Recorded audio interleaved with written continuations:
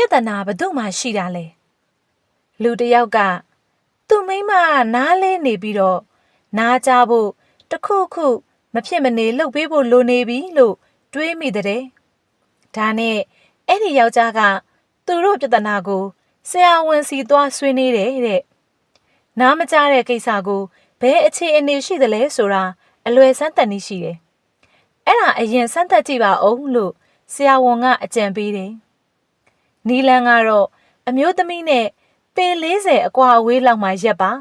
ပြီးတော့ပုံမှန်ပြောနေကြလေသံမှန်နဲ့သူ့ကိုစကားပြောကြည့်ပါကိုပြောတာကို तू ကြားသေးလားတကယ်လို့မကြားရင်ပေ30ကိုရွှေ့ဒါမှမကြားသေးရင်ပေ20ကိုရွှေ့ तू ကြားရတဲ့အထိတဖြည်းဖြည်းချင်းသူ့စီရွှေ့သွားကြည့်ပါလို့ဆရာဝန်ကပြောတယ်အဲ့ဒီညနေမှာဇနီးတဲ့ကမိဘခန်းထဲမှာညစာချက်ပြုတ်နေတယ်သူကသူ့တီးတန့်ခန်းထဲမှာဒါဆိုရင်သူနဲ့ပေ40လောက်ဝေးတာပဲ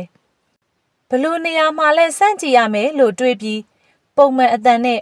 အချစ်ရီဒီညနေစာဘာဟင်းနဲ့လဲလို့ပြောလိုက်တယ်ဘာတုံ့ပြန်မှုမှမကြားရဘူးလင်ယောက်ျားကမိဖို့ခန်းဘက်ပိုနီးအောင်ရွှေ့လာတယ်ဒါဆိုရင်ပေ30လောက်ရှိတယ်လို့တွက်ဆပြီး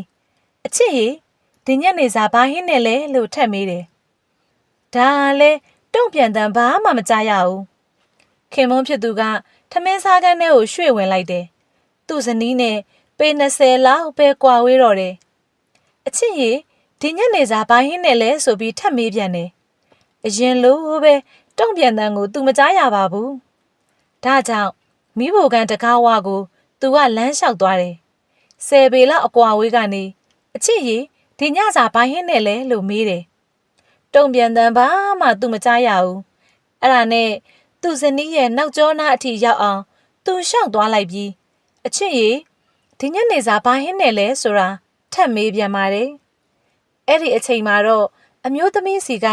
ခက်မာမာအတန်တန်ငေါက်ဆက်ဆက်ထွက်လာတယ်သေနာကောင်ရဲ့စက်သားဟင်းလို့ပြောနေတာငါးခါတောင်ရှိသွားပြီဟဲ့တို့တွေကိုယ်တိုင်ဟာပြဿနာတစ်ခုတွေ့ရင်